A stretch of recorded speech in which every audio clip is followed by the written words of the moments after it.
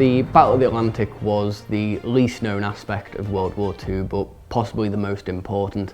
It stretched from the very first day of the war to the very last, and although it was primarily the Royal Navy who took part in this conflict, a large portion of the credit should go to the Royal Air Force, particularly Coastal Command, and even more particularly No. 15 Group. It was in January 1940 that the first Coastal Command aircraft managed to get a cooperative kill on a submarine. Now, that was the first, but by no means was it the last. By 1943, they were taking the lion's share, really. Around 32 U-boats were destroyed in the Bay of Biscay just in the first couple months of 1943, and they were all by Coastal Command aircraft. That wasn't the only place. They would also accompany convoys, and very much that was the difference between life and death for a lot of these sailors.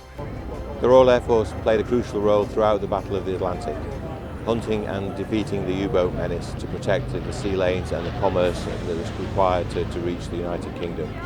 That mission continued beyond 1945 into the Cold War, and now is continued on by the entry into service of the Poseidon, which carries forward that long tradition of coastal command and protecting the key sea lanes around the United Kingdom.